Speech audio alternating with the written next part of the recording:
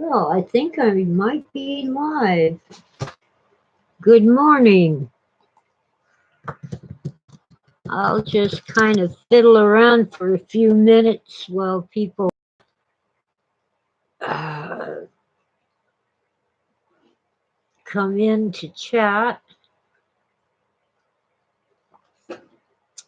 I've decided to come on early today because I woke up early.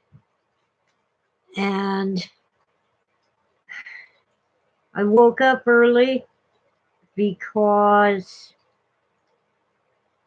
I fell asleep early.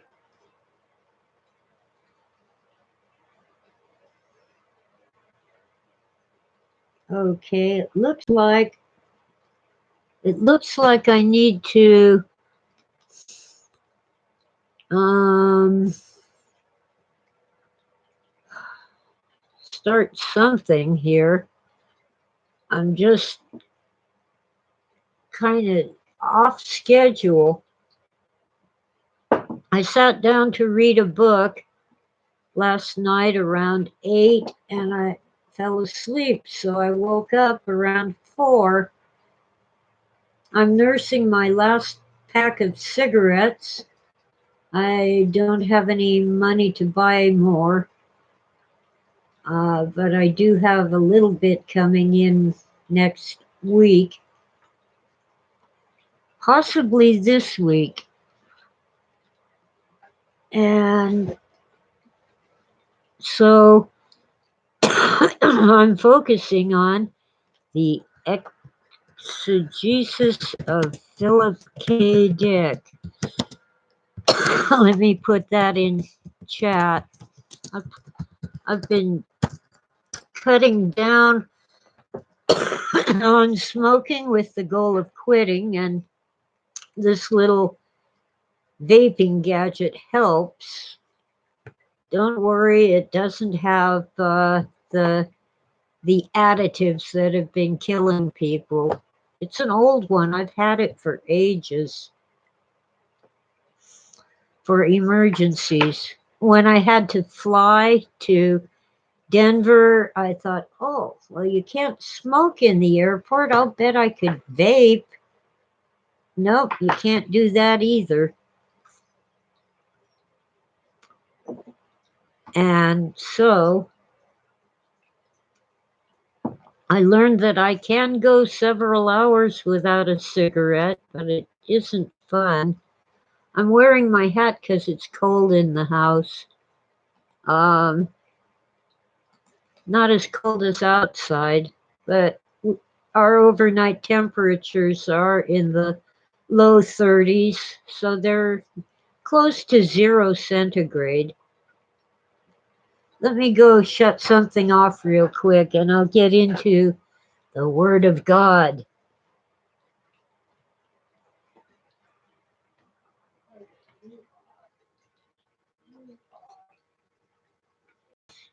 Ginger ale.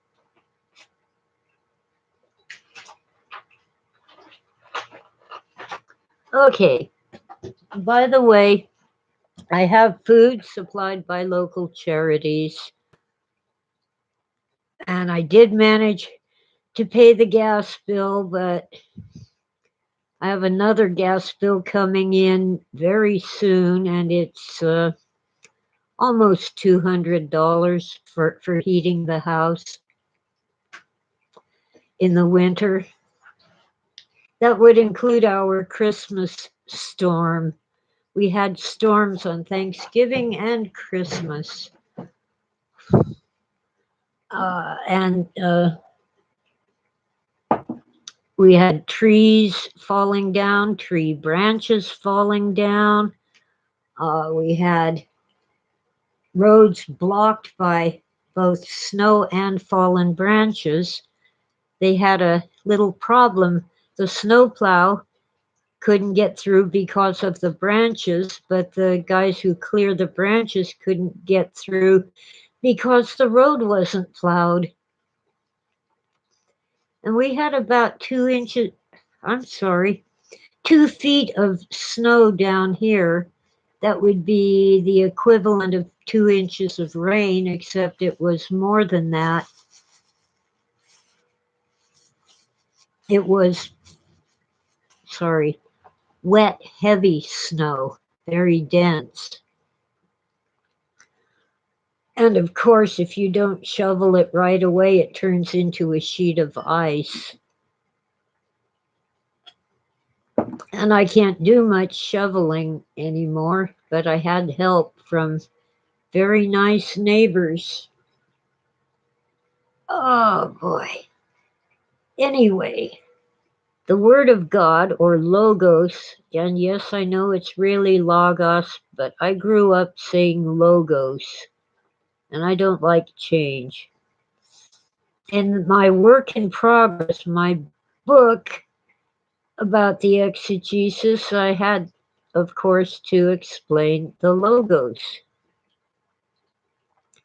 And Philip K. Dick, my late ex-husband, thought he had been in contact with the Logos, and that Logos was very much like Ubik in his novel Ubik. So let's see. I should put that in chat. Logos is Ubik question mark. Oh, I hate mouse pads. I use a real mouse, but sometimes I accidentally touch the mouse pad. My poor old desktop computer, old reliable, isn't as reliable as it once was. Now, I generally stay with the King James version of the Bible. And of course, I take a look at the first few verses of the Gospel of John, as Phil did when he was composing his exegesis. We had a Greek interlinear. Um, let's see. So it has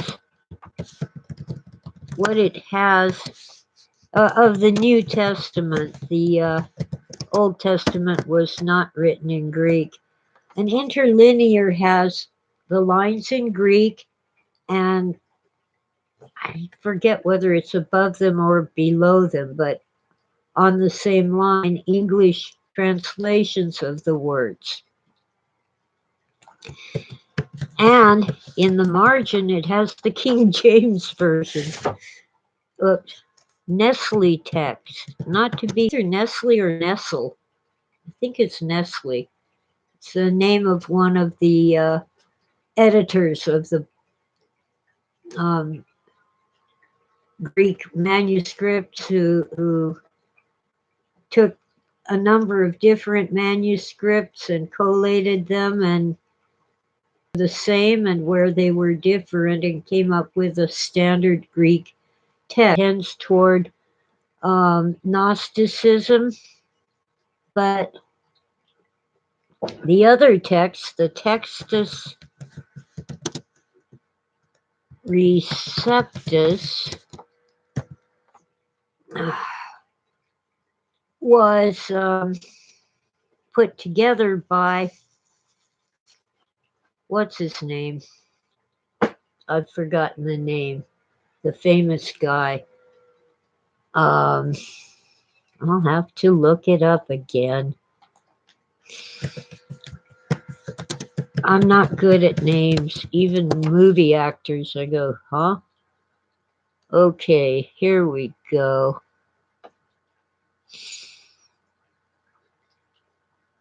All right. For Protestant denominations, Erasmus. Erasmus. It was developed by Erasmus, and in the 16th century, and it was used by the King James um, scholars who put together the King James translation into English. My skin is dry. Um, there are problems with that. We know, for example, that Erasmus added to the text at the request of the scholars so that the Greek text would match church doctrine. In particular, I believe it's Luke, where it talks about snakes and poison. And those verses have given rise to a crazy cult of, uh, they call themselves Christians, but their services include handling poisonous snakes and drinking poison, venomous snakes and poisons. I always, what comes to my mind when I see something about that is, thou shalt not tempt the Lord thy God. When Satan told Jesus he should jump from the cliff because the angels wouldn't let his foot die, Jesus replied, thou shalt not tempt the Lord thy God. Just be out of your way to get into a situation where you need to be saved.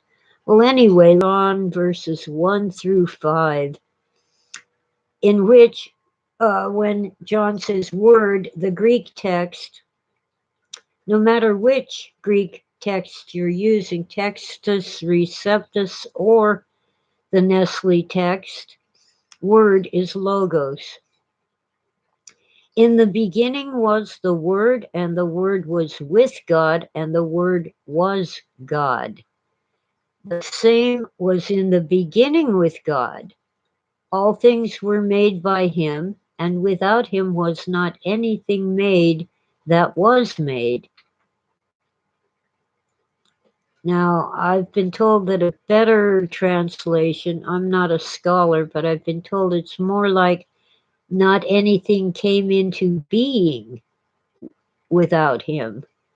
Anyway, verse 4, in him was life, and the life was the light of men. And the light shineth in darkness, and the darkness comprehended it not. In other words, this is King James English. The darkness couldn't surround the light and take over,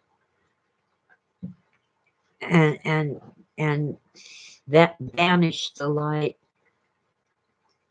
It's cold. It's really cold. Nobody's chatting with me. Let me see who's in here. Yeah, welcome.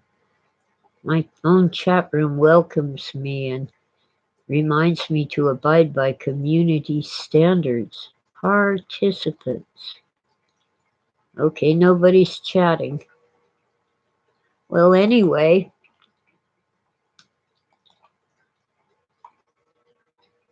I go on to point out that the word logos in the original Greek means much more than word. I strontium in Greek, word is lexi, Lexi. So logos is more than word. It has a deeper meaning. Okay, I managed to type and talk, sort of. Um, logos is more like logic or rational mind. So, let's see. Remember that in Genesis chapter 1, God said, let there be light, and he created the world that we know by speaking. Logos, therefore, is God's speech. In Hebrews 11, verse 3, the writer of the letter, and I should point out, many scholars think that Paul wrote Hebrews, but there is some dispute about that. Anyway, the writer of Hebrews says, through faith we understand that the worlds were framed by the word of God, and there's logos again, so that things which are seen were not made of things which do appear. So this supports John's assertion that the logos performed the creation. In other words, the logos is a person. And I get into Carl Jung's thoughts on logos as uh, as it affects our unconscious. Hi, Tom. Is logos rising? You never know. I know the sun is rising. It's about 9 o'clock in the morning here. Anyway, well, it started rising a little before 7, slightly before 7. It's winter, and I'm on a mountain. Anyway, so Phil thought he was being contacted by logos or Ubik, same thing in his mind. His novel Ubik had mysterious substance called Ubik adding energy to reverse entropy in our world. And what was I doing here? Oh, yeah. Jung, I won't get into Jung, it's too complicated for this discussion. The portrayals of the Word of God as a person can be found in many places in the Old Testament. Now, Hebrew, of course, the Old Testament is not written in Greek, it's written in Hebrew. Word is dabar.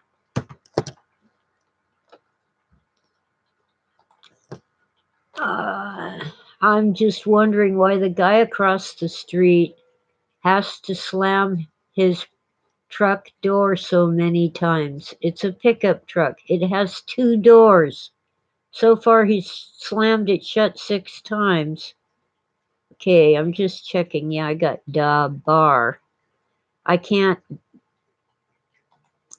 give it to you in Hebrew letters, and even if I could, I'm really having trouble trying to learn the Hebrew alphabet, so maybe in a few years I'll at least know the alphabet. But the Word of God is presented as a person who is calling Samuel's name in chapter 3 of 1 Samuel.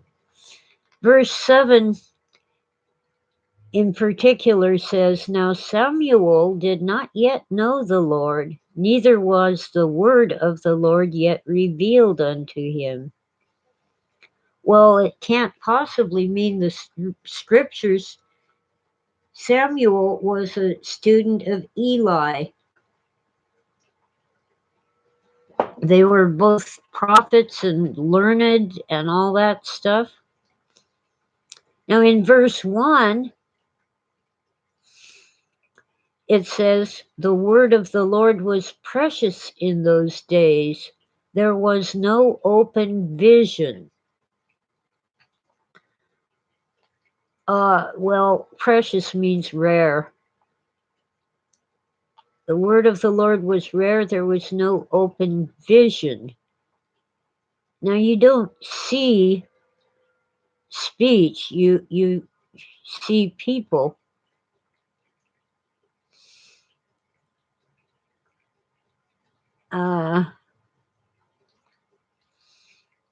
Okay, I'm going to do a little editing on this.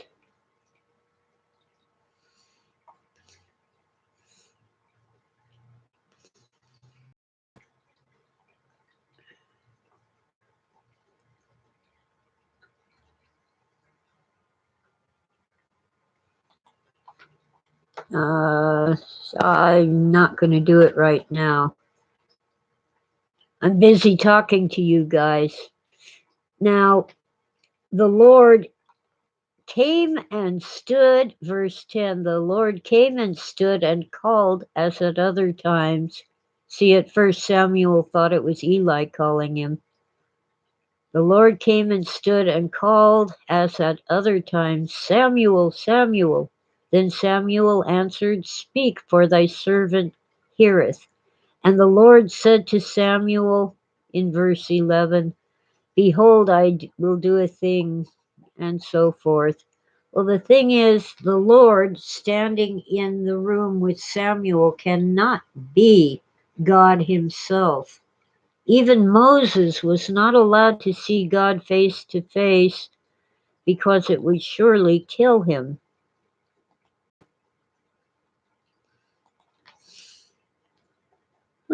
That's interesting, Strontium. For some reason, my sources say Dabar with a B, not a V. I think that might be because Hebrew does. No, Hebrew has a bet, aleph, bet, gimel, daleth. That's the V would be what? A cow? Foul? Vowel? Hmm. Yeah, well, I think that the Old Testament was written in archaic Hebrew. In modern Hebrew, it means literally a thing. Well, that's interesting because we're supposed to interpret the Word of God as something tangible. So, how do you say word now? You say word in Hebrew. I'm glad I have scholars in the room. They keep me honest and they teach me stuff.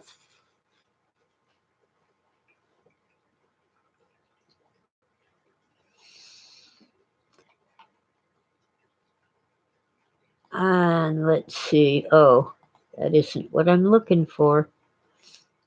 You might think, well, that's a one-off and it's, subject to interpretation. Let's see, but when Moses wants to see God in Exodus chapter 33, God says, no, you would surely die. So God shows Moses his glory, but not himself. So it can't be God standing in the room with Samuel. And so I submit that it is the Word of God. Later, walking the earth in the person of Jesus Christ in the New Testament. Now, there are 8 prophets who also talk about the Word.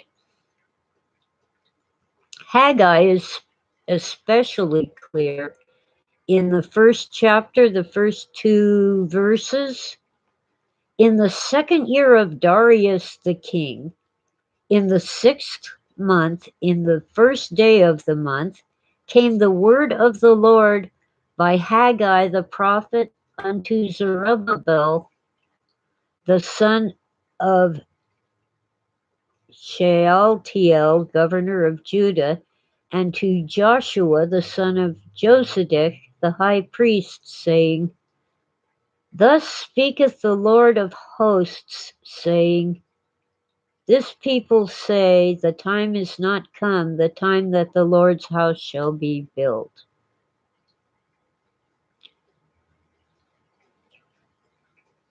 Now,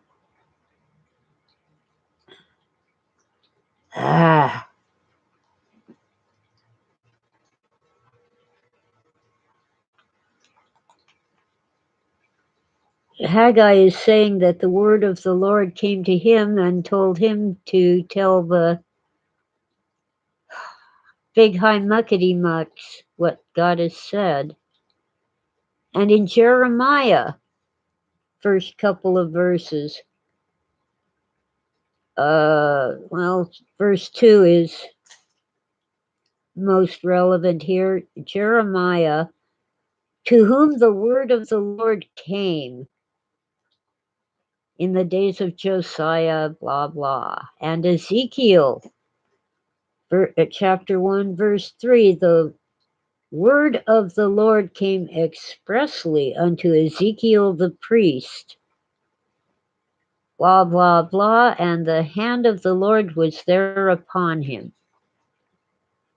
Well, it was the word that came, and apparently this word had a hand, and this word is the Lord.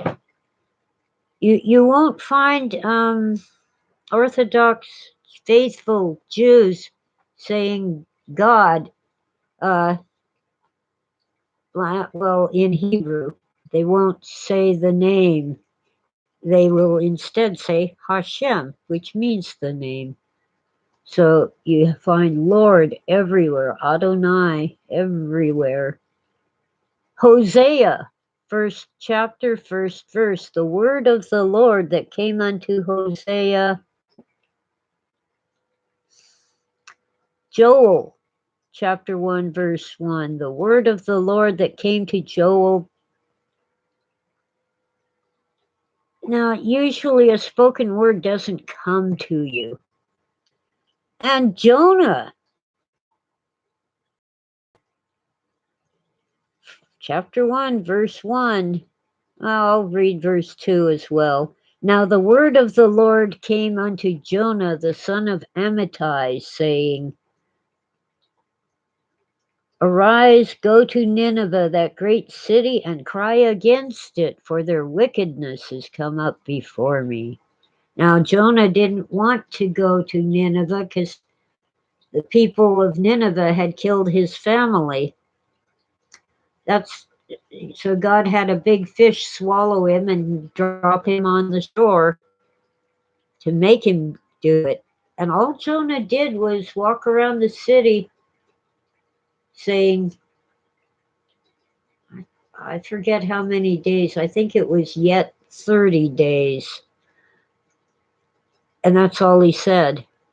But they got the message, and the people of Nineveh worshiped the Lord and got rid of their pagan idols. And they were spared for a while until they fell back into paganism. All right, Zephaniah. Yes, Zephaniah. Nobody reads Zephaniah.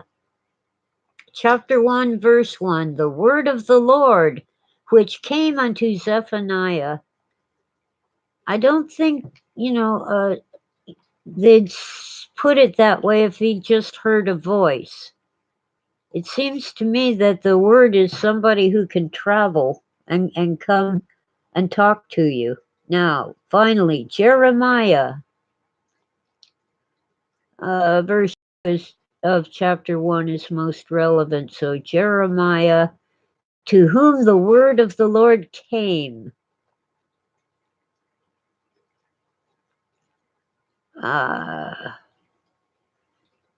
So the word comes to these prophets and speaks to them. That really strongly suggests, I can't say it proves, but it strongly suggests that the word is a person. For Philip K. Dick, the Logos was not only the word of God, but also his inspiration. The Logos possesses and at the same time is all information.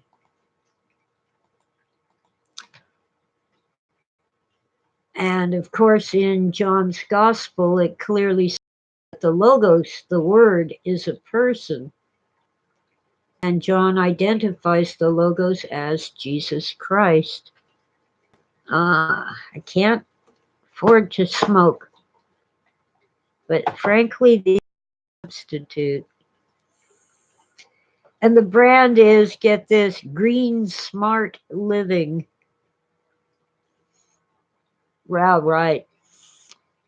I have a feeling it needs a charge. Yes, Tom, John 1. I read it earlier, but it bears repeating. the first 5 verses of the Gospel of John. Up, up, up, scroll, scroll, scroll. In the beginning was the Word, and the Word was with God, and the Word was God. The same was in the beginning with God. All things were made by him, and without him was not anything made that was made. In him was life, and the life was the light of men. And the light shineth in darkness, and the darkness comprehended it not. So,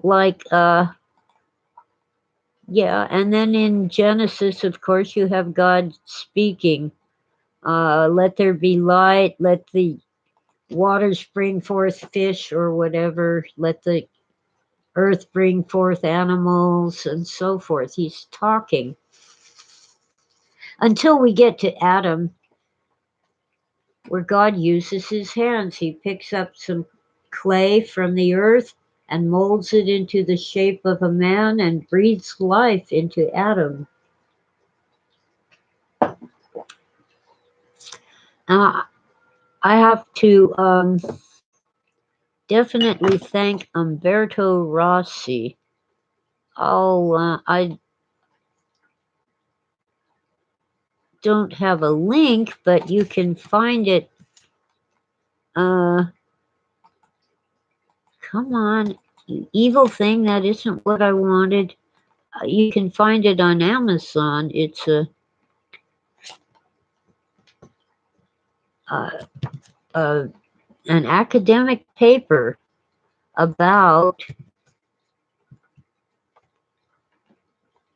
the logos in Phil's novel Time Out of Joint. I have a feeling it's telling me that my post is too long, so I'll make it 2 posts.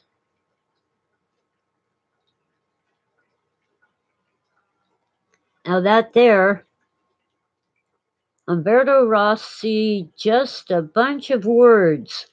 The image of the secluded family and the problem of logos. He's written it in Greek letters.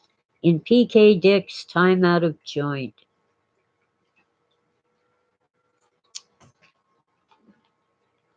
Rossi points out that in this novel, Regelgum's world turns out to be nothing more than words written on slips of paper. He sees a slip of paper where there used to be I think it was a vending machine that dispensed soda, and he finds himself holding a little note that says soda machine. Things like that keep happening to him. In this novel, objects revert to words written on slips of paper, and the illusion of reality fades away. The logos, on the other hand, gives us a solid reality that does not revert to mere words. I got to take a quick break because I've been drinking coffee. I'll be back. Don't go away.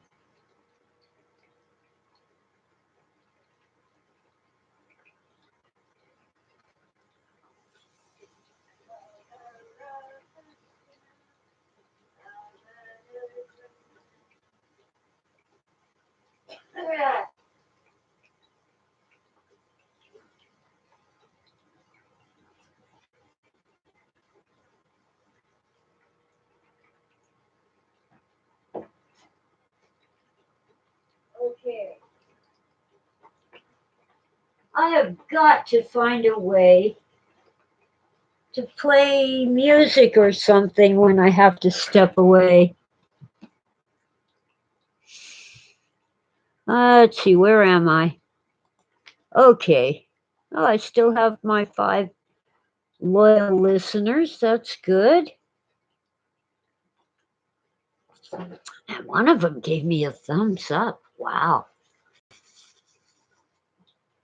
Hmm. Anyway, I'm almost out of coffee and almost out of cigarettes and trying desperately to ration them and not use them up. Stairway to Heaven. Strontium. Okay, the modern word for word in Hebrew is Mila. Mila. Wow, you still don't use vowels, huh? You use the little yuts and tittles. That's cool. Uh, I am really thrilled and delighted by the way that Israel has kind of revived the Hebrew language.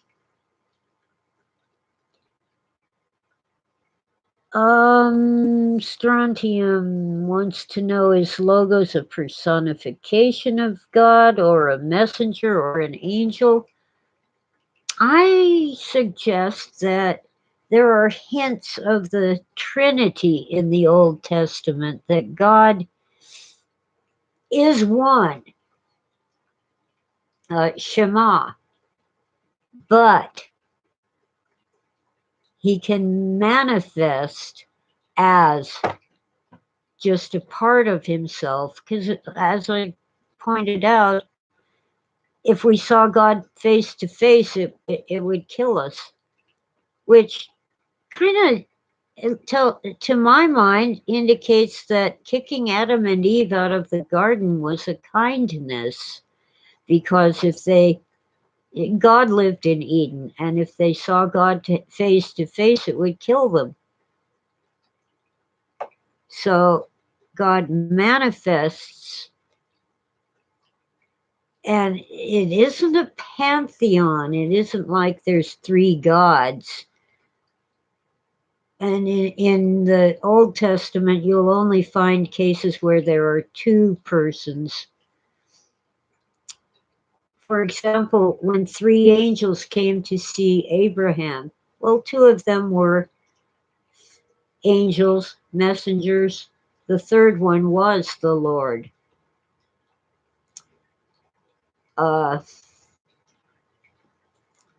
He was in the form of a man. When Moses heard the voice from the burning bush, that was the angel of the Lord.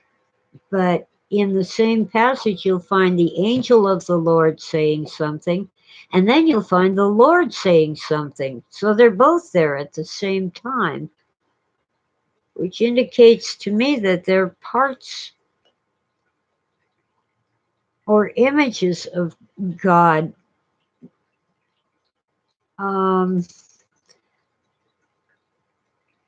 As a sort of metaphor, I have 2 hands. I can touch something with both of them. Oh my eye itches. Anyway, I can touch the screen, for example, or the computer with 2 hands, but I'm still one person. And if all you can see is my hands, you might conclude that there's 2 people there, a right hand and a left hand, but they're not my whole body. And I think God does that because, as I said, if we saw God face to face, it would kill us. And the promise of salvation, by the way, is that when the world comes to an end, we can know God face to face and it won't kill us. Of course, we probably won't have the earthly bodies of flesh that we have now. And as I get older and the arthritis gets worse, that doesn't seem to bother me very much. Okay, anyway, I've been digging into the ooh, exegesis, the published version, the great big fat book. And I've lost the page number that I wanted to cite in my paper, but Phil referred to his novel Ubik as a study of entropy. And he calls Ubik on page 67. Okay.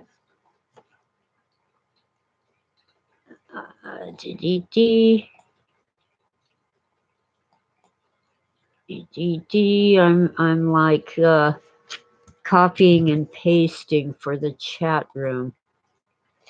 Here we go. He calls Ubik sentient, perhaps a bioplasmic life form related to the logos. So Phil used this term bioplasmic to refer to dreams and visions that he had of intelligent, sentient, non-human messengers, angels, bringing him information.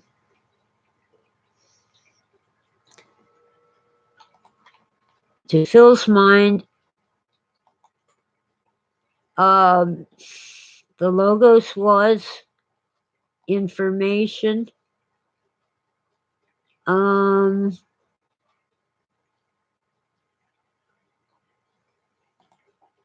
oh, I was closing a file and it was asking me to make a decision.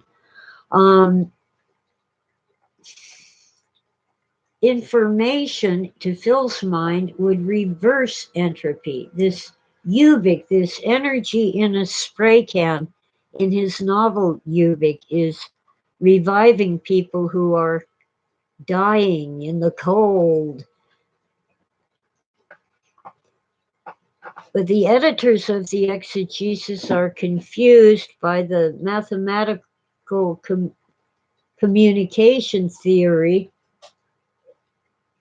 which states that information increases entropy. Well, it gets complicated from there, but Phil believed that information would decrease entropy by organizing things. So I don't think he quite understood the concept. Whenever we use energy, whether it's in a car or by jogging down the path or whatever we do with a machine or with our own bodies, we use energy.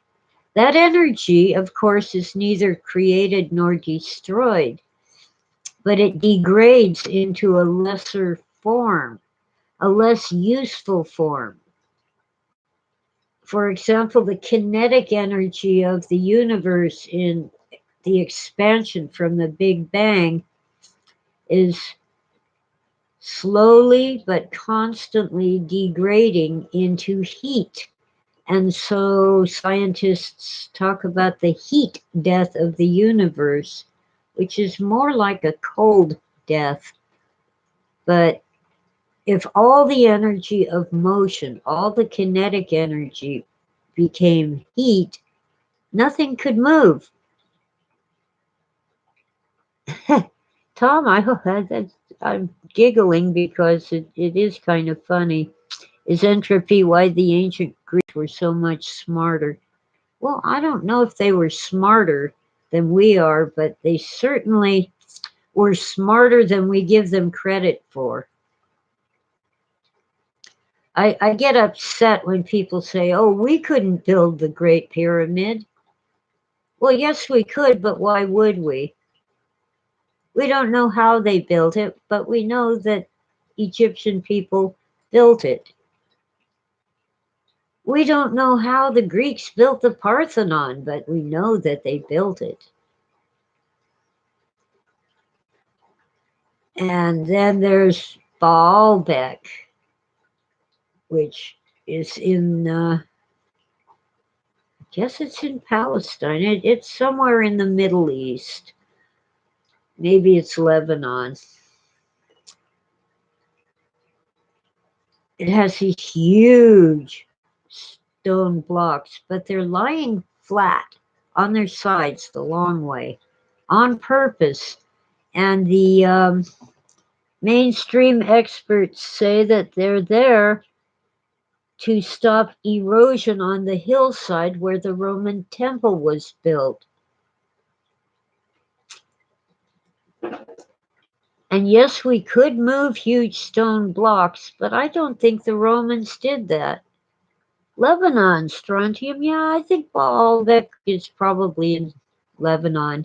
Anyway, the devil god Baal, uh, or Beelzebub, or Beelzebul was worshipped there.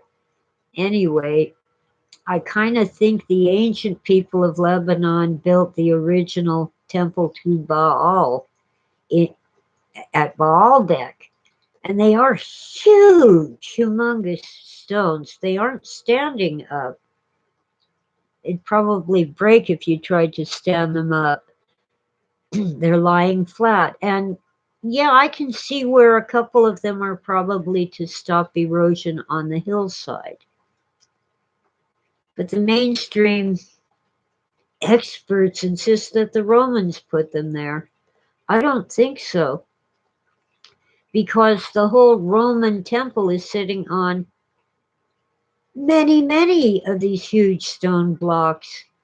They form the floor on top of the hill. And it was originally a temple to Baal or Baal. Uh, oh boy.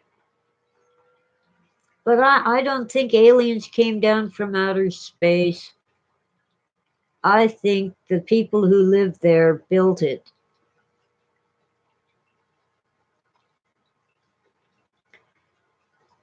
And for some reason, they never actually finished. We really don't know how the Romans built the Colosseum, but they did build it, and we could build it today. We could build Baalbek today with 30-ton stones and everything. We don't need outside intervention, whether in the form of demons or spirits or little gray aliens or whatever. I'm honestly believe, and I'm not alone, that we are regaining knowledge and technology that was lost in a series of cataclysms. The Ice Age, the flood, many floods, but the flood of Noah apparently was a big one. There are traditions that the earth was once destroyed by fire.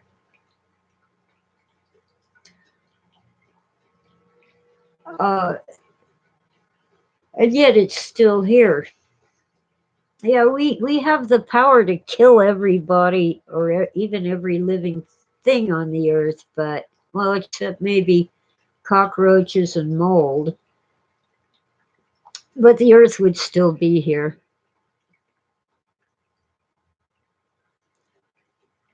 Thank you, Tom. Okay, they're huge rocks and they weigh a lot. But why do we assume that those people did not have tools just because we didn't find their tools? If you went out and did a carpentry job or you built somebody's house, would you leave your tools there when you were finished? No, you'd pack them up and take them with you.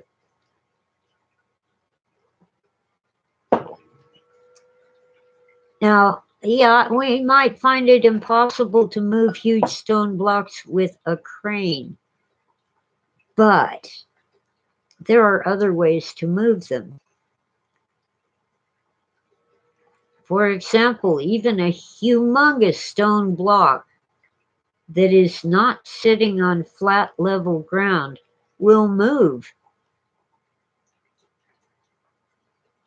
If the ground is lower on one side, it's real easy to tip the stone block in that direction. And you can slide it around if there's just a little pebble or maybe a bunch of gravel underneath the stone block. It's easy to push it around as if it were on wheels. There's many, many ways. And then there's counterweights.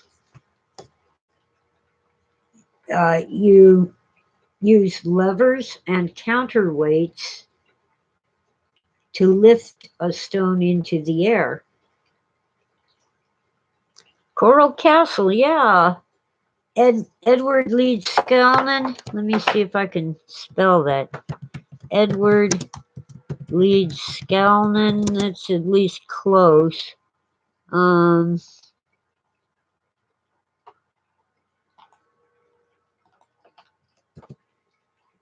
He built the Coral Castle all by himself.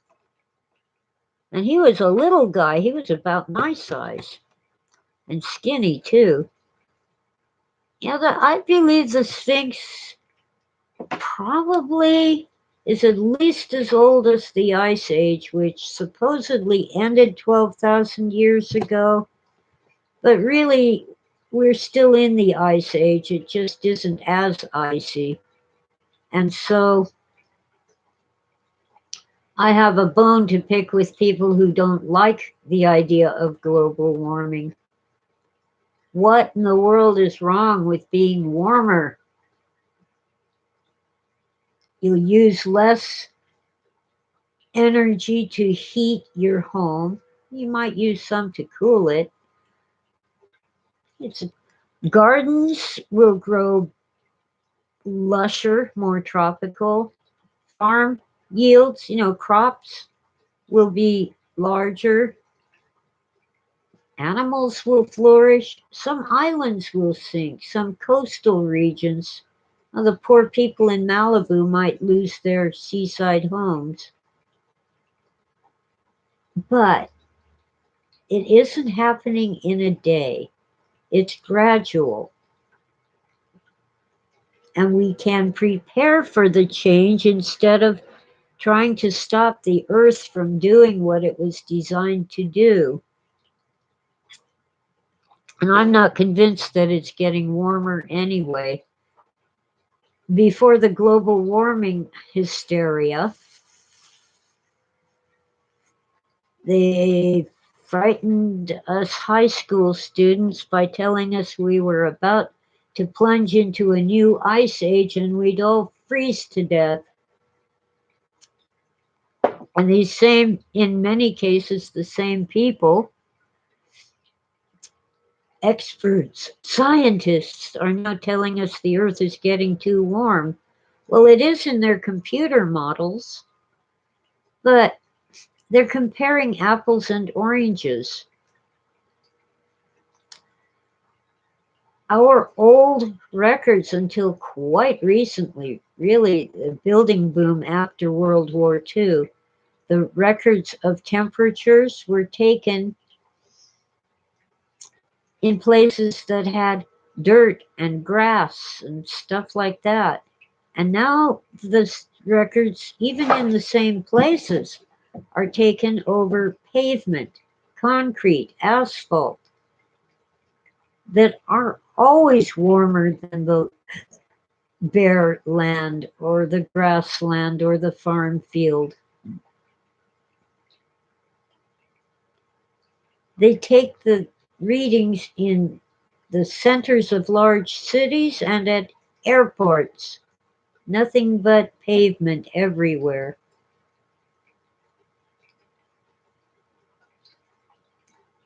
But even if it is getting warmer, it is not going to drown us in a biblical flood in the next 10 years. Hogwash. Do you know that ice? Well, I just try melting an ice cube. The ice takes up more volume than the water that melts out of it because ice is a crystalline substance, a lattice work with lots of space, and water is just a puddle. No crystals, no spaces. When icebergs melt, they're just floating at sea. They don't raise the sea level, they just melt. Now, ice on land is a different story, but if you've been paying attention, you know that these icebergs have been calving for as long as people have been watching them. When an ice sheet grows too big or too heavy for the land to hold it up, it will calve, it will drop pieces into the ocean or the lake. And these ice sheets move. That's what they do. Usually because they're growing. But as I said, even if it is getting warmer, it isn't going to drown us in a biblical flood. Ah, yes, underneath glaciers that are receding, they are finding evidence of ancient forests that the ice covered. Right, Tom? In Greenland and even in the Antarctic. In icy islands near the poles, they've found evidence that they once had palm trees and other tropical vegetation.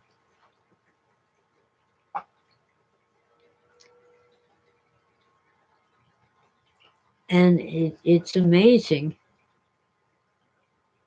The melting of the ice is not necessarily a bad thing. There wasn't any ice when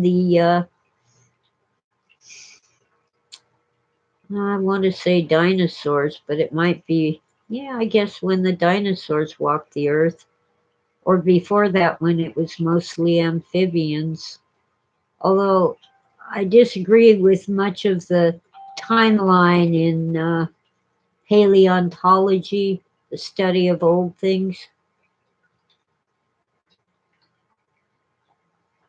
We have some serious problems with our dating systems. When they date things by how deeply they're buried and which layer of sediment the fossil is found in, they are assuming that these sediments were laid down slowly over long ages of time. But if we've had, let's say, a flood or many cataclysmic floods, the sediments, 6 layers or more could be laid down in a year. Look at Mount St. Helens, the volcano in Washington State. I forget exactly when it blew up, but the volcano erupted quite violently, knocked down all the trees in a mud flow that filled the river. I mean, it created what what our scientists might think was ages and ages of sediments and fossil trees being laid down. They also claim that it takes long ages for fossils to get, okay, what's the word? Petrified, turned into stone. But objects left behind in mines, like coal mines and such, have been petrified in just a year, between 1 and 10 years. They become completely petrified. So there's something wrong with our timeline. I think the carbon 14 dating is pretty solid, but depending on which expert you talk to, it's accurate to about 10,000 years ago and useful up to about 40,000 years ago, but not nearly as accurate. It's acceptably accurate up to, say, 10,000 years ago. That won't tell you if something is millions of years old. You have to use some other dating method, usually with radioactive elements like uranium and thorium, and they aren't to be trusted. They are not trustworthy. That's how Virginia Steen something lost her career. I gotta see if I can come up with McIntyre.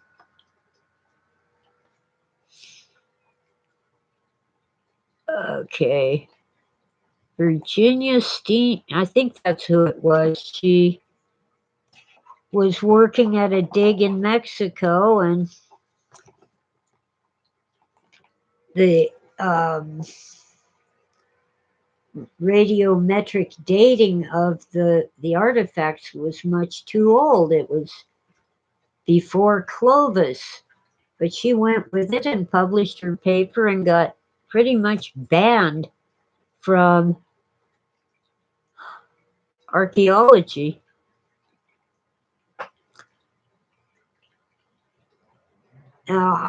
There's more and more evidence turning up that Clovis was not the first culture in the Americas. You know, they made distinctive stone tools.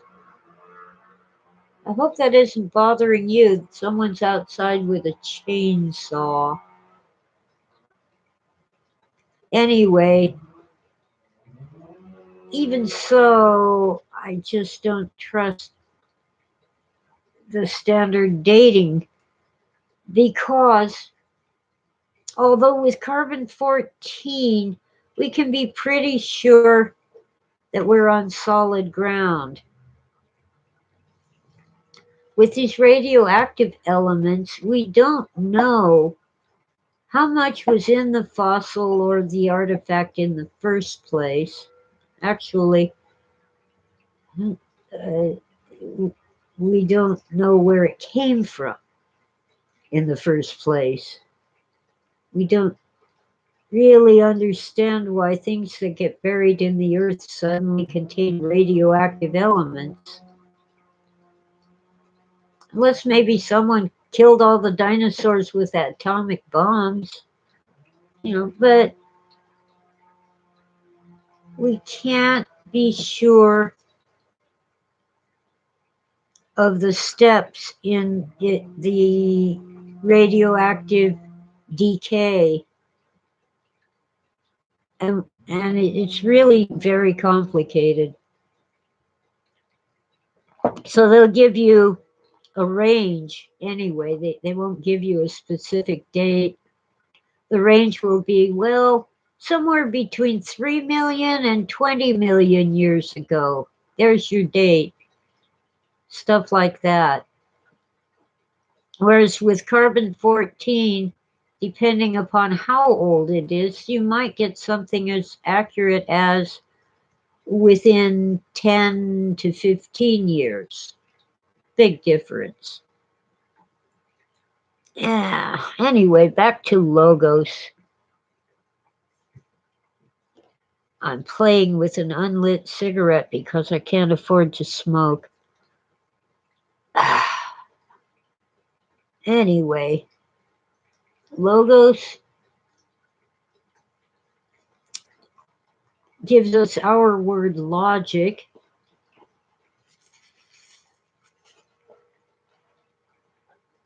And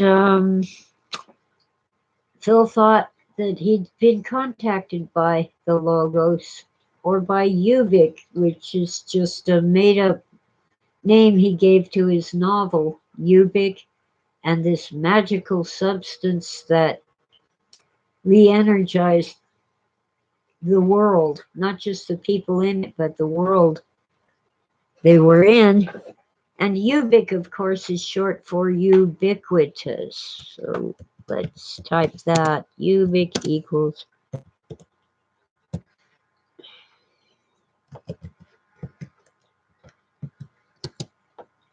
All right. I left out the O. Ubiquitous equals everywhere. Oh, come on. WHERE. And who is everywhere? Oh, God, of course.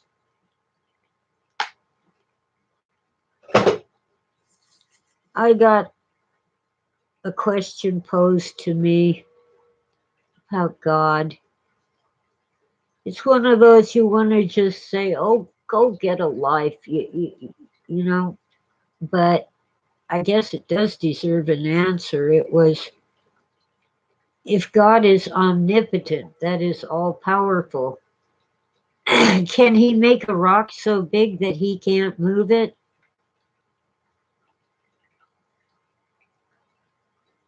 Well, God already made the whole universe. He made everything. Why would he want to make a rock? And I haven't found the word omnipotent anywhere in the scriptures. It's doctrine. Well, yeah, I suppose he could do anything he wants, but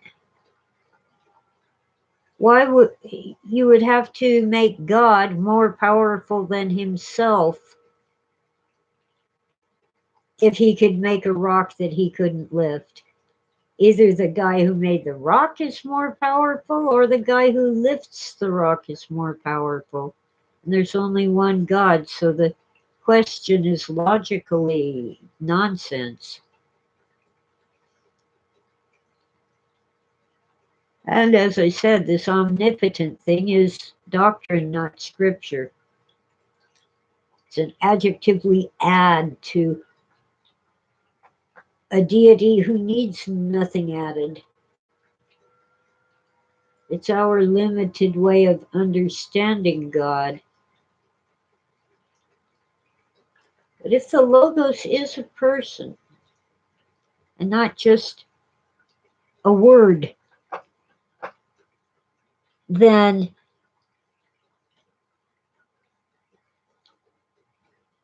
maybe the Logos walks among us now.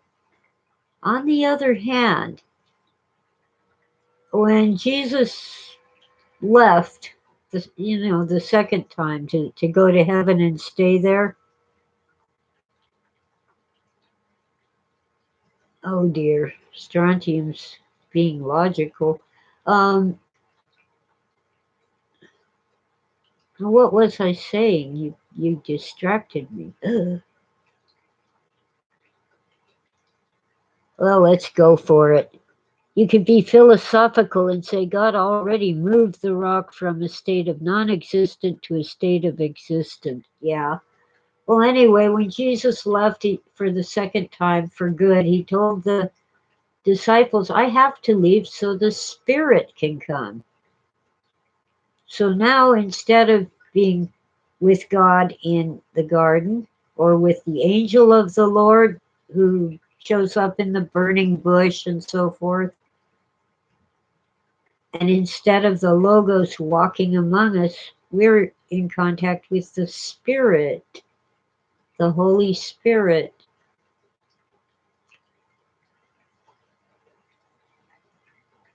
Which, since they're all God, I guess they're all the Logos. And what God is in Phil's mind is all information. It has been said that the most amazing thing about the universe, the most incomprehensible thing about our universe is that we can comprehend it with mathematics, which of course leads to the idea of the matrix, that this whole universe is a mathematical construct, like a computer program, a software.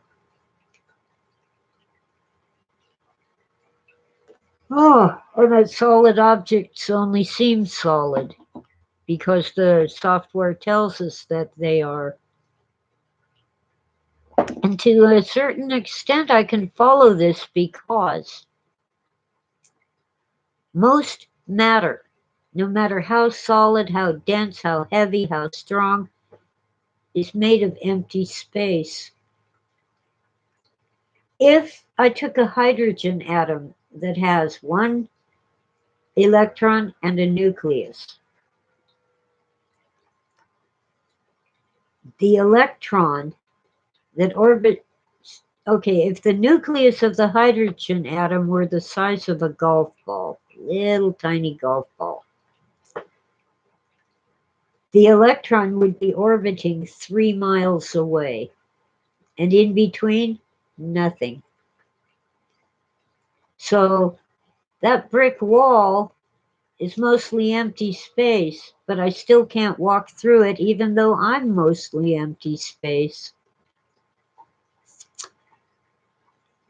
What's pushing between the wall and me is not something solid. It's most likely electromagnetism. While gravity tends to bring two objects together, electromagnetism kind of pushes them apart. Like when you have two magnets, if you put two like poles, let's say two north poles together, they push apart. If you put two south poles together, they push apart. The atom itself is sort of a magnet. The positive pole would be in the nucleus, and the negative pole, of course, would be the electron. Now, atoms are magical. Once you get past hydrogen, which has one proton, you move up to helium with two protons. Well, they both hold a positive charge and they should fly apart and end up at opposite ends of the universe, but they don't. And scientists say they've explained it because it's the strong magnetic force. Well, yeah, they gave it a name, but they don't know what it is. They don't know what matter is. They don't know what energy is. They can only describe what things do. That's what physicists do. They have all these equations and these measurements and stuff, but they aren't telling us what exists. They're just telling us what it does. The planets orbit the sun. The moons orbit the planets. Yeah, but what are they? You could say chunks of rock, but what's rock? And some of them aren't rock at all. They're gases. What are gases? Well, they're made of protons and electrons and neutrons. Yeah, that's what they're made of, but what are they? Maybe we are in a computer program and God is the programmer. Maybe. I'd like to do like Neo in the Matrix and get into the code and edit it so that I'm wealthy and powerful and young again. Now, I'm only 65, but my generation is dying off. And, oh well. I keep saying I don't mind growing older because the alternative is not acceptable. Okay, let's get more about logos. You have to be specific because if you just do a search for logos, Logos, you get corporate logos. the Denny's sign, the BMW, the Nike logos. All right, logos in ancient Greek philosophy. I don't want to go with the Britannica at the moment, but it's better than Wikipedia. Oh, okay. Concerning the logos, Oregon State University. I'll just pop the link into the chat room and then go for it. Concerning the logos, the Greek word transliterated logos, which was used by John in the prologue to his gospel, is often translated as word. Taken literally, that meaning is problematic, for how could a mere word exist from the beginning of time? How could a word be God? And how could such a word become human, in particular the man, Jesus Christ?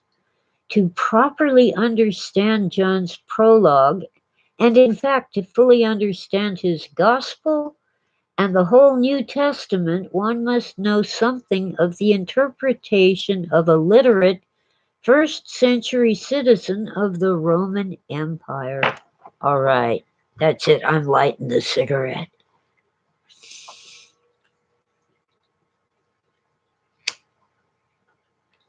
One thoroughly steeped in Greek philosophy and culture would attach to the term. You see, the Romans admired Greek language and literature and culture, but they considered the people of Greece in their time a bunch of heathen, unwashed, whatever. I'll be right back. My water's empty. Ah.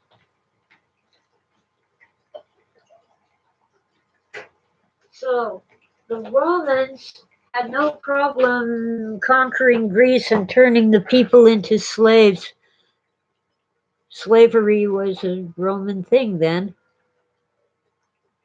They bought and sold the captives from their wars, but they practically worshiped the ancient Greek philosophers and their writings. So, what would someone reading John's Gospel in Greek? Yes, the Romans preferred Greek because they considered their own language, Latin, to be inferior. And I can tell you, Latin's a lot easier to learn. Well, anyway, what would a first century citizen of Rome, or even not necessarily a citizen, but a person living in the empire, what would they attach to the term logos? Literally, logos did mean word. It could also mean utterance, speech, logic, or reason, to name but a few.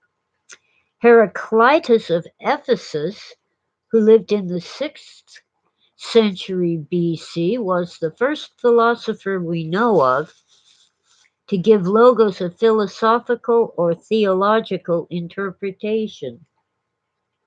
Hmm. I'm going to save this on my desktop for later reference. No, I don't want it in pictures. I want it on the desktop. Here we go. All right. Now, where'd we go? Heraclitus might in fact be called the first Western philosopher, for his writings were perhaps the first to set forth a coherent system of thought akin to what we now call philosophy. Ah, I can't help but argue with that one. We don't have Western culture or Western civilization. It's all Eastern. It all comes to us from Egypt through Greece and from Turkey and Persia through Greece. And Greece is in Eastern Europe. Well, anyway, Enough of that. Oh, okay, now we're still talking about Heraclitus, who lived between 600 and 500 BC, which is about the time when the Israelites were in Babylonian captivity. Actually, most of the Hebrews were, even if they weren't Jews, like Esau's descendants and so forth. Although his writings are preserved only in fragments, quoted in the writings of others, we know that he described an elaborate system touching on the ubiquity of change. There's ubiquity of change. The dynamic interplay of opposites and a profound unity of things. The Logos seemed to figure heavily in his thought, and he described it as a universal, underlying principle through which all things come to pass and in which all things share. So, assuming that John was an educated man, we know he was literate, he could read and write. He probably read these fragments of Heraclitus, and he might even have had access to the writings of Heraclitus himself. The Logos seemed to figure heavily in his thought, that's Heraclitus, and he described it as a universal, underlying principle through which all things come to pass and in which all things share.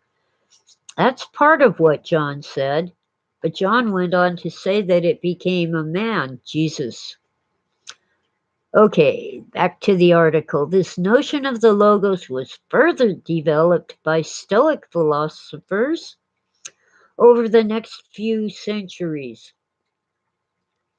The Stoics spoke of the Logos as the seminal reason through which all things came to be, by which all things were ordered, and to which all things returned. Perhaps the most extensive accounting of the Logos was by Philo of Alexandria, a Hellenistic Jew who lived around the time of Christ. Now remember, folks, Alexandria was a Greek city in Egypt. So we're still talking Eastern, not Western.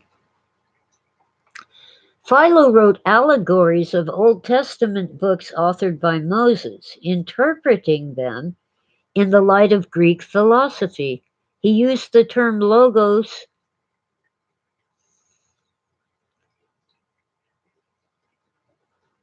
I think that's a typo. Okay, more than 1,300 times in his writings. I think what they mean is he used the term logos or referred to it. Or maybe reference, maybe there's a missing reference. Anyway, in many varied ways. Of particular note are his references to the Logos as the divine reason, by participation in which humans are rational. The model of the universe, the superintendent or governor of the universe, and the firstborn Son of God. Woohoo! So Philo, not a Christian, says the Logos is the firstborn Son of God. This was before Jews, in reaction to Christians, kind of did away with the idea of Son of God. There, for example, Psalm 82, God talks to the sons of God. They are apparently lesser divinities, spiritual beings made by God and obedient to Him. Okay, back to the article. Although there is no direct evidence that John ever read Philo, it seems clear that the concepts he articulated were firmly in the mind of the evangelist when he wrote his gospel. So this article goes on to say that the Logos is the plan or model of the universe, according to Philo, the source of order in the universe, that by which all things come to being and all things come to pass, in Heraclitus, Diogenes, Plutarch, Marcus Aurelius, and Philo. The Logos is also the source of human reason and intelligence in Philo, Sextus Empiricus, Marcus Aurelius, Philo, and Marcus Aurelius again. And the Logos is, according to Heraclitus, not understood by humankind.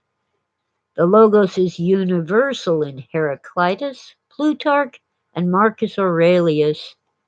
In Heraclitus, the Logos is eternal, and in Diogenes Laertius, the Logos is God. And there's a couple more little paragraphs here. If it is true that there is a single unifying principle, boy, as much as I love the Oxford comma, I think they're overdoing it here. If it is true that there is a single unifying principle eternally at work in the universe, through which all things come into being and by which all things are ordered, one would expect that it would be attested to by other sources. That is, in fact, the case.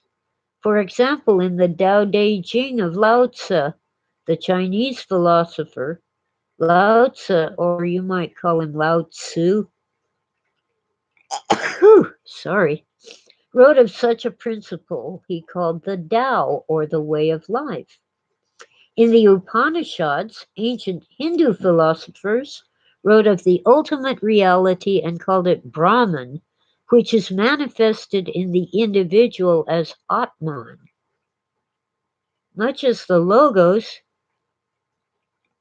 I don't know why I'm sneezing suddenly, much as the Logos manifests itself in the individual human's intellect or reason.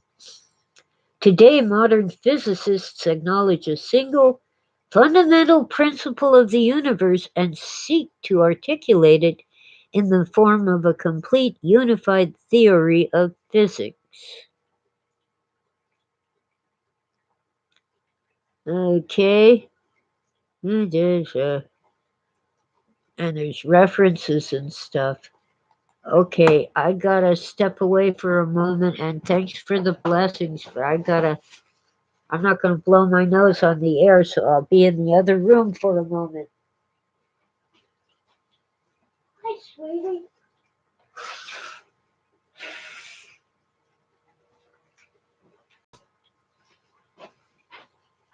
Well, I need another moment because my outside kitty cat is hungry. Won't take long.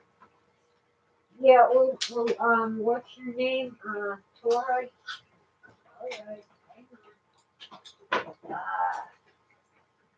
like the cat. Come on, Tora. Tora has to stay until she gets her stitches, which means, of course, getting spayed. There you go. Now let me go feed Sweetie. Hi, kitty cat. I'm coming.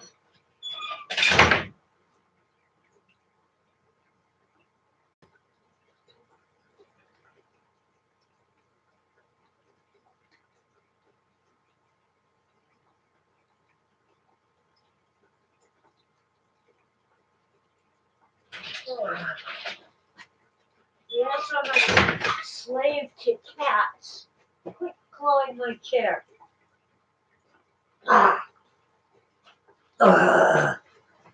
Now, I will still be back in a moment. Move, cat.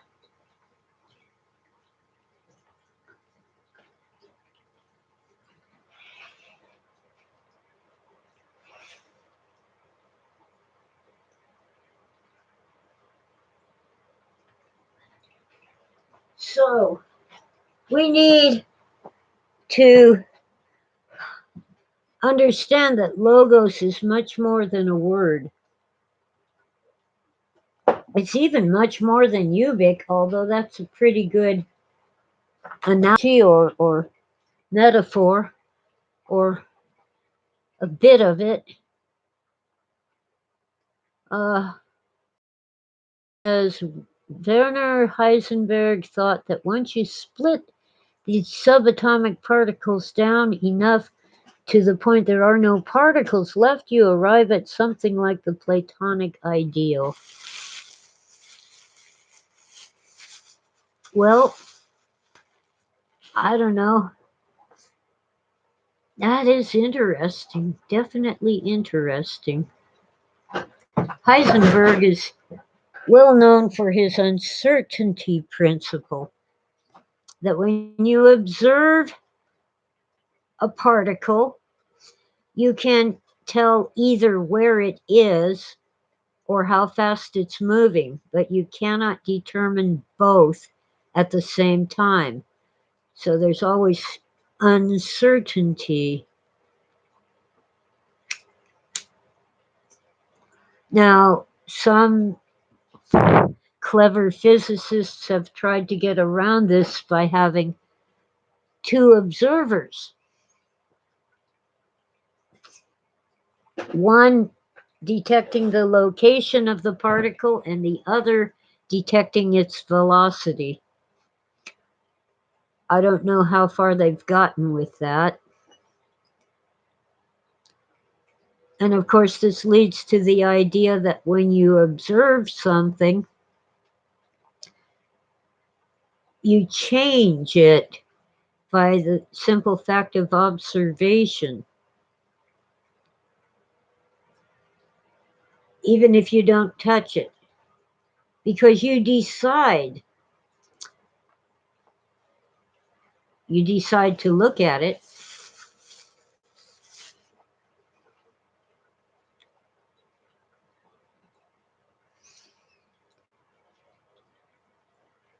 Oh wow.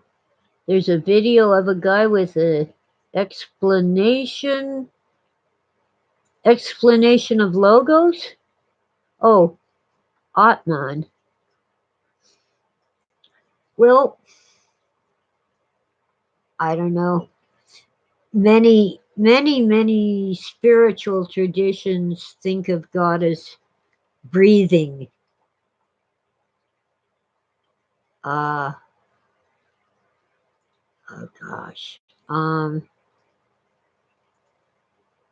Can't remember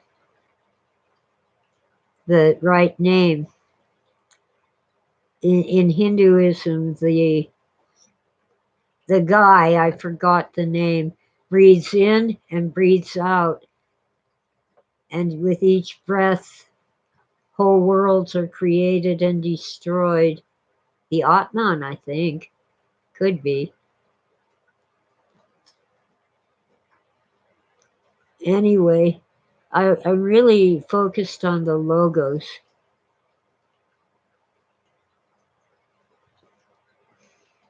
Brahman? Yeah, Brahman sounds good. I don't know, when I hear Brahman, I think of the highest caste in India. Brahmins don't look anything like the darker skinned people you think of in India. They look quite European. They look more Persian than Hindu or Hindi. Oh wow. Anyway,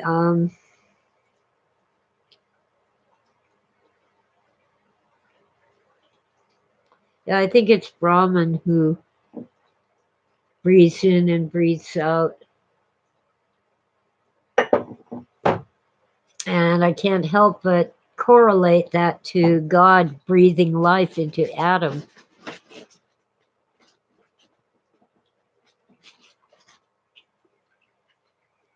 Ah, that's better. little salty snack to go with the water. Yeah, most pagan religions, non-Hebraic, and let's see, not one of the three um, monotheist religions, Judaism, Christianity, and Islam. All the others are pagan. Sorry, that's their label. But most of them believe in one God. I have to moderate this comment? Where are my moderators anyway?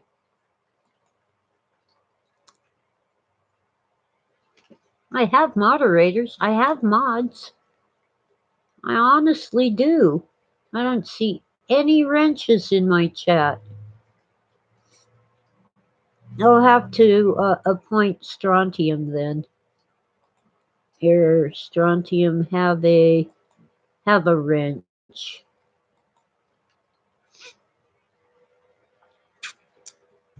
And I don't see anything wrong with that post. Oh, Tom has a wrench. No, he's just made a picture of a wrench. Is he asking for one? You get a little wrench by your name when you're a moderator.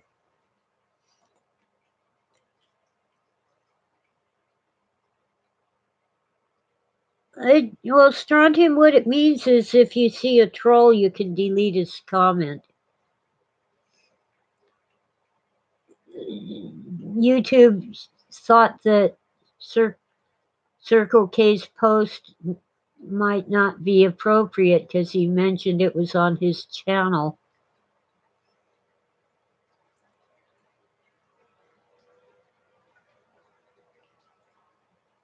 So next to, next to a post, you'll see the three dots and you click on them and you can report them. Well, now you can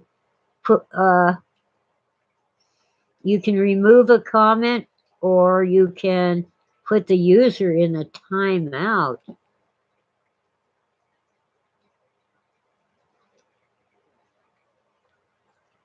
Yeah. Okay.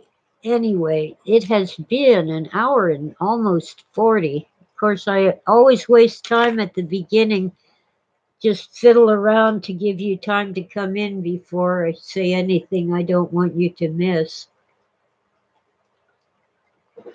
But I'm really slowly getting my book put together to explain the exegesis of Philip K. Dick, and a great deal of it revolves around the logos.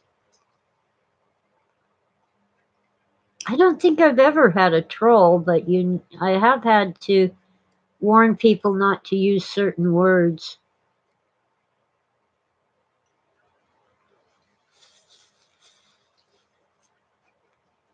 Outlandish moon theory. Okay, I'll have to look that up when I have a free moment. But let me show you the book in case you haven't seen it, of Philip K. Dick's exegesis. And this is only a small bit of what he actually wrote.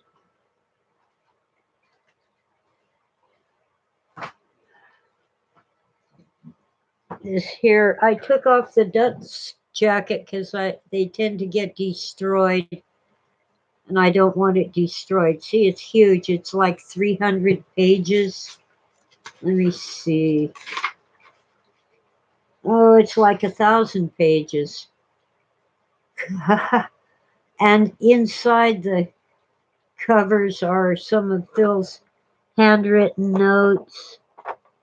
He had terrible handwriting, difficult to read. But I can kind of read them. His later books were about Valis. Well, that's where he says Ubik is logos in this handwritten thing. Valis is the cipher book, code book to the whole. Yeah. Uh, oh, I think he's saying 10 volume. That's a numeral, but I can't really read it. The whole, I think 10 volume meta novel. And I will someday be read. Oh, and Valis will someday be read as such. And Valis is Gnostic, Mani, then the rest is cut off. Oh, it's a period, okay. But secretly, the. It isn't the. Oh, but secretly, Holy Mother Church, which explains tears. That's his novel, Flow My Tears, the policeman said. That. Oh, well, I'd better quit. I'll go nuts trying to read his handwriting.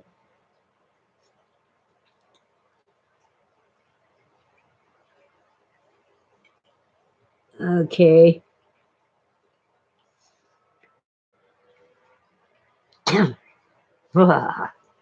Horrible handwriting. My penmanship is not the greatest, but it's usually legible.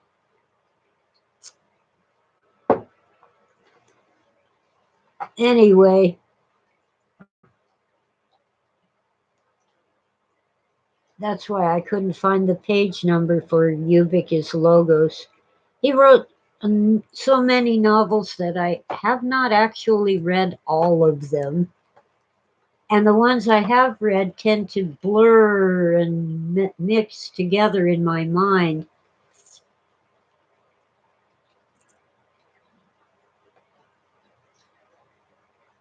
Plus, he had this habit of taking a story that had already been published and expanding it into a novel. So, for example, The Days of Perky Pat became part of the Three Stigmata of Palmer Eldritch, in which people played with essentially Barbie dolls. Um, the Defenders, I believe it was, became the penultimate truth. And the scariest thing of all, though, is that much of what was in his novels has become reality, even though he was not trying to predict the future. I hope I've cleared up a little bit about the logos. It's helping my mind to get to where I can write more cogently about it in my book. My book in progress is very academic and it's slow going, but I'm trying to make it easy to read. Hard to write, easy to read, and pleasant to read. But when I got into entropy and the Big Bang and all of that, it got kind of complicated. Oh, the Man in the High Castle also appeared in elements of it also appeared in an early short story. I don't know which story that would be. Um, but it's interesting. Yeah, like the I Ching strontium. Yeah, Phil actually used the I Ching. Are you the devil? And it said yes, so he quit using it. He had the feeling that it was lying to him, and of course, the devil is the father of lies. Anyway, it was quite interesting.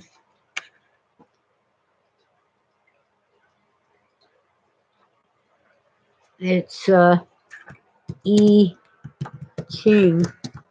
Although there might be an I-Ching now, as in an electronic Ching for your um, cell phone apps. Could be. Anyway, I am winding down and I'm gotta have another potato chip. So I'll hang in for a minute or two more. Hmm. Hmm.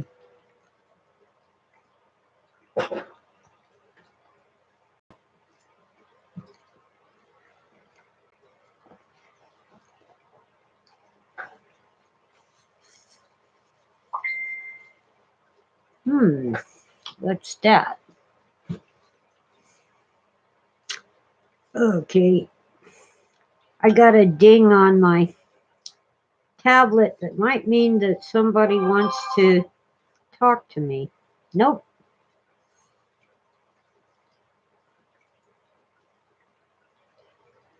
Nope. Bunch of stuff. Hmm. There is a chat. Anyway, I'm just so tired of, get that one later, tired of being broke, tired of being poor. I've never been this broke and this poor. Well, almost never. But this looks like it's for the long term. Um, I started working in when I was in high school. I've always worked. I've always paid my bills and paid my debts. And suddenly I can't. I am able to write, but when I started writing, I was putting out 2 or 3 books a year, along with poems and stories and articles.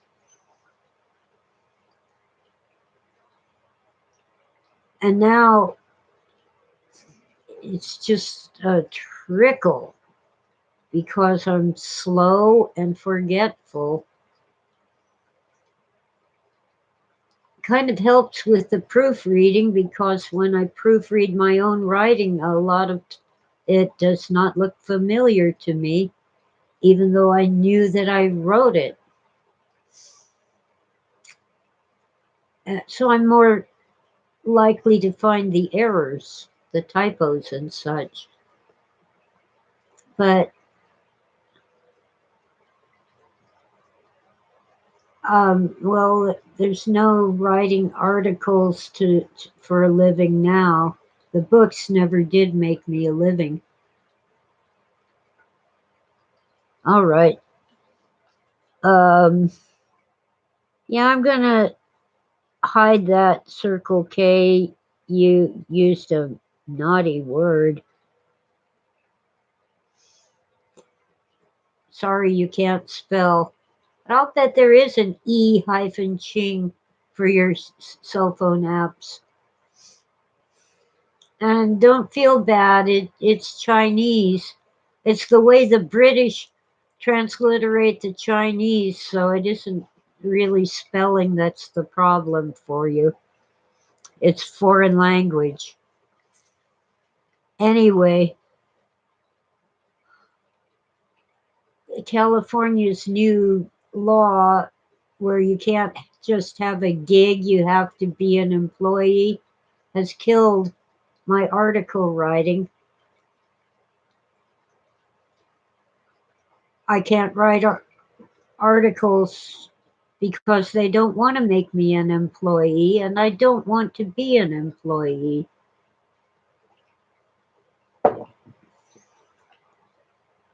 Good old California is making it impossible to live here, and I was born and raised and never managed to escape.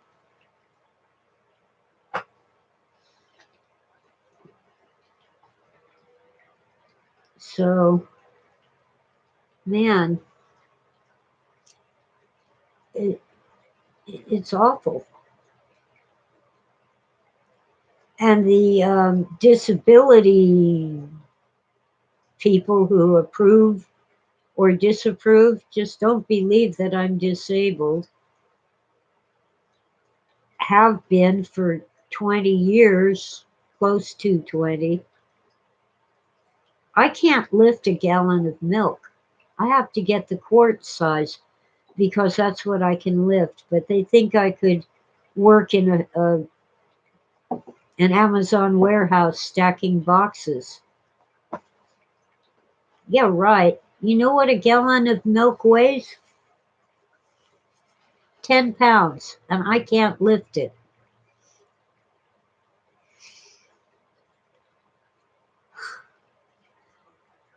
Right. Uh, Emotionally, psychologically, I can't teach anymore. I was having terrible panic attacks and forgetting. I mean, I'd been doing it for 12 years. I had all my lesson plans laid out. I had most of what I was supposed to say written out, and I still couldn't do it. The last term that I taught English at Chapman University, I just was a disaster. And I was not a full time permanent employee. I was what they call adjunct faculty. So they didn't have to fire me, they just never called me back to teach. And I would have had to say no anyway. I could not do it.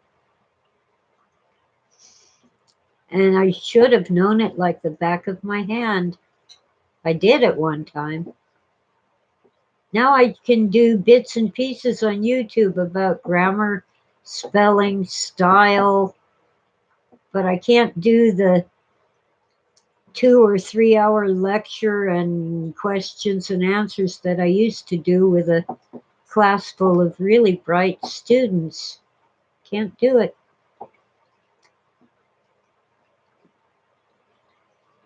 Makes me sad. Anyway, I can do these YouTubes, and even though I can go for 2 hours, I'm just rambling. Now, my usual time is noon on a Sunday, but I wanted to do this now in case I don't manage to scrape up enough to keep the lights on and keep the internet on and so forth, and the phone, because it looks like I won't. I might. The Turning Wheel, a story which appeared in the collection's second variety. Many similar story elements to The Man in the High Castle, like an abridged version of it. Well, that's one novel, by the way, The Man in the High Castle, that Phil said was really true. Even though Germany lost the war, the Nazis won. But we've covered that ground before, and I'm getting tired. Being off the right sleep schedule messed me up. I just sat down to read at 8 o'clock at night, and next thing I knew, it was 4 in the morning, and I'd been sleeping.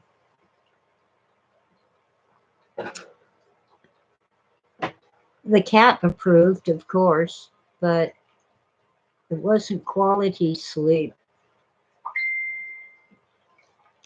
So, anyway, thank you all for listening,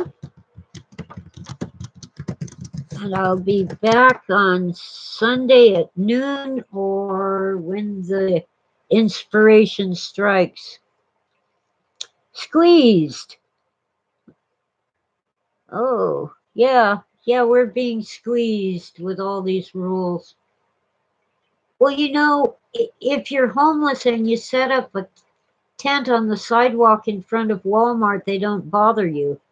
You can even poop in the street. They don't care. But if you're, working for a living, trying to just get by and, do the right thing, they won't let you. They tell us, for example, here, um, You can't have a driveway made of concrete. The first 10 feet from the side of the road have to be asphalt. It's county code. Of course, if you happen to be in a city that has its own rules, then you're cool. You can have your concrete driveway. But not here, not in these mountains where we're not a city. Businesses have been pretty much pushed out of our town. They couldn't have their signs. They couldn't uh, put a display out in front of their store. They couldn't do this, that, or the other. Um, I can't sell my jam with just a food handler's license. I have to get this horridly expensive permit to sell homemade jam. I, I don't make enough in a year to pay to apply for the permit, and they won't necessarily grant the permit anyway. Oh, no, there's no sidewalks here. But our driveway, the first 10 feet of our driveways from the street have to be asphalt. But if you've been to Los Angeles or San Francisco recently, it's horrible. It's absolutely horrible. The homeless, apparently, from what I hear on the news, most of them are from out of state. They came here for two reasons: better climate and better services.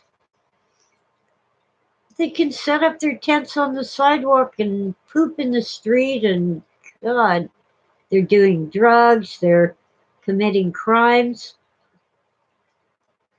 And with our crazy laws, even if they get arrested for criminal activity, they're out the next day. Oh, I got a Zodiac in my chat room. Oh, they want money. They certainly do. I can't believe the taxes in this crazy state. I wouldn't, if I had a car, I would be homeless because I can't afford to have a car and a house. I'd have to live in the car. And the annual taxes to register your car for a year are outrageous.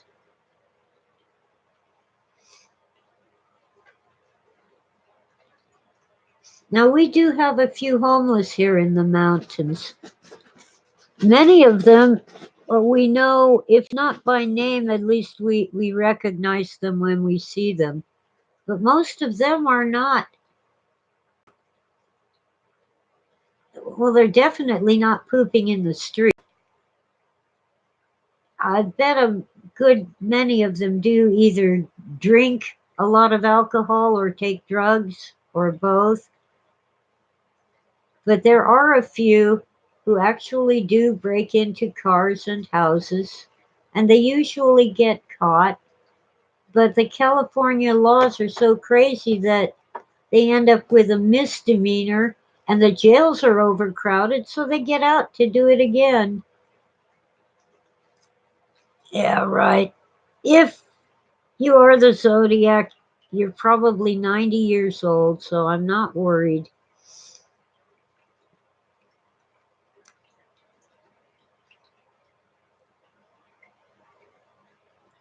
Zodiac, though, really spooked us in the 70s.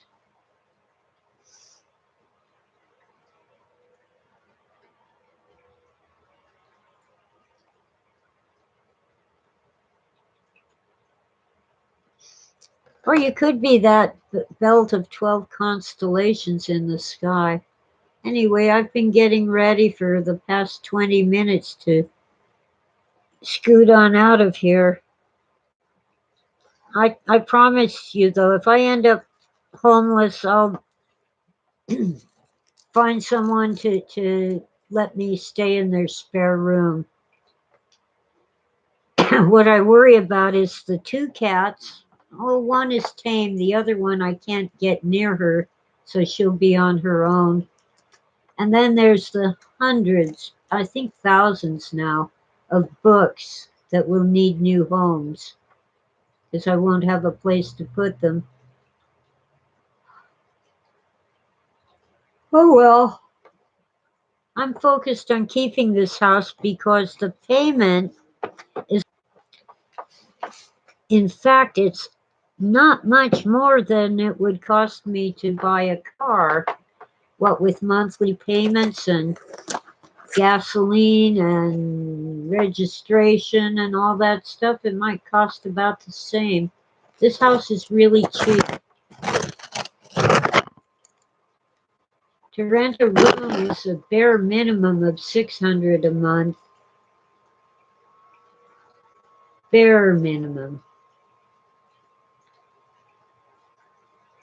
My monthly payment, and when you add in insurance and property taxes, it might be as much as $600 a month. I think it is. I can't get a roommate. This house is one bedroom and it's tiny and it's full of books. I tried to get a roommate once. Came home one day and the whole family had moved in, changed the locks, stolen my stuff, and I had to go through the legal eviction process, which cost a lot of money. I never got a penny from them. And the thing is, there's one bedroom. I rented the bedroom thinking, yeah, I can sleep on the couch, no problem. Next thing I know, I don't have a house to live in at all.